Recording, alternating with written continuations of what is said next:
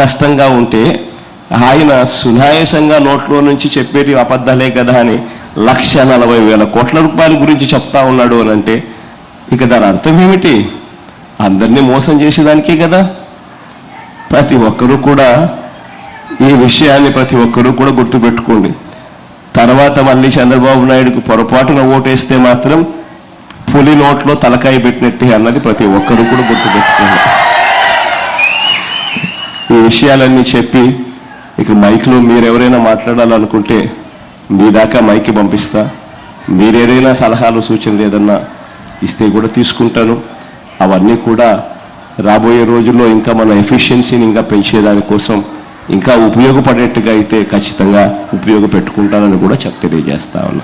కష్టంగా ఉంటే ఆయన సునాయాసంగా నోట్లో నుంచి చెప్పేటి అబద్ధాలే కదా అని 1,40,000 కోట్ల రూపాయల గురించి చెప్తా ఉన్నాడు అని అంటే ఇక దాని అర్థం ఏమిటి?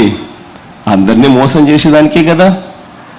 ప్రతి ఒక్కరూ కూడా ఈ విషయాన్ని గుర్తుపెట్టుకోండి.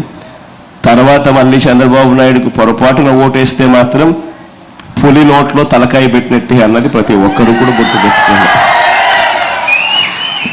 ఈ విషయాలన్నీ చెప్పి ఇక మైక్లో మీరెవరైనా మాట్లాడాలనుకుంటే మీ దాకా మైకి పంపిస్తా. మీరేదైనా సలహాలు సూచనలు ఏదన్నా ఇస్తే కూడా తీసుకుంటాను. అవన్నీ కూడా రాబోయే రోజుల్లో ఇంకా మన ఎఫిషియన్సీని ఇంకా పెంచేదానికోసం ఇంకా ఉపయోగపడేట్టుగా అయితే ఖచ్చితంగా ఉపయోగపెట్టుకుంటానని కూడా తెలియజేస్తా ఉన్నా.